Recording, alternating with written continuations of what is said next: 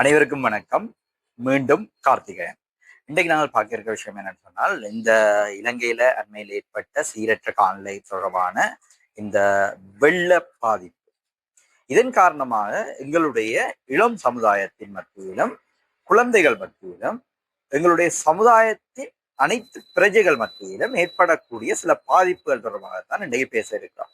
அதாவது நான் பார்த்தோம்னா, போஸ்ட் ட்ரோமேட்டிக் ஸ்ட்ரெஸ் டிசார்டர் என்று சொல்லக்கூடிய ஒரு உள நோய் அல்லது உள பாதிப்பு என்று சொல்லக்கூடிய விடயம் இந்த காலகட்டத்துல அதிகளவான இளம் சமுதாயத்தினர் மத்தியில ஏற்பட்டிருக்கிறதுக்கான ஒரு வாய்ப்பு உள்ளது.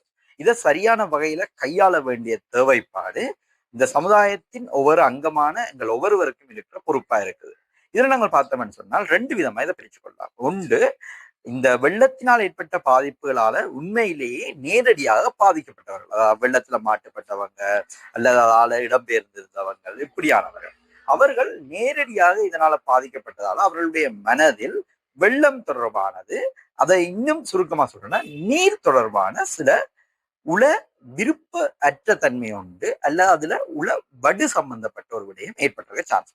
ரெண்டாவது, இந்த காலகட்டத்தை பொறுத்தவரை நேரடியா பாதிக்கப்படாட்டி இது தொடர்பான விடயங்களை தொடர்ச்சியா மீள மீள பார்த்த, மண் சரிவால் ஏற்பட்ட இறப்புகளை பார்த்த, பாதிப்புகள் இழப்புகளை பார்த்த அந்த வீடியோக்களை பார்த்தால வீட்டுல இருக்கக்கூடிய பாதுகாப்பா இருந்தவர்களுக்கு இதே பாதிப்பு ஏற்பட்டிருக்கும்.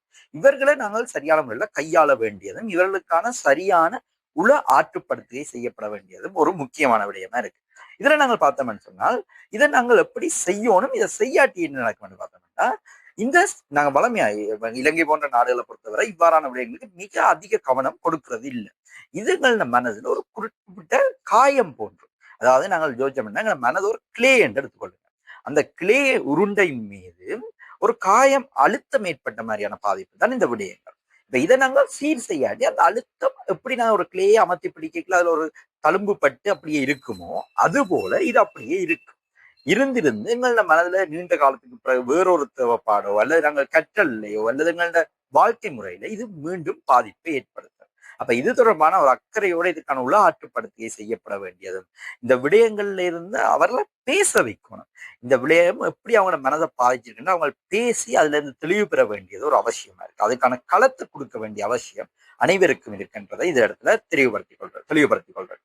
மேலும் இது தொடர்பில் நாங்கள் மீண்டும் ஒரு தடவை இதை விட இன்னும் விளக்கமாகவும் பேசுவோம். இதுல நாங்கள் முக்கியமாக பார்க்க வேண்டிய ஒரு விடயமா இருக்கிறது தான் இந்த உள ஆற்றுப்படுத்தி, அதுக்கான இடத்தை நாங்கள் கையாளுவோம் என்று கேட்டுக்கொள்கிறேன். நன்றி, வணக்கம்.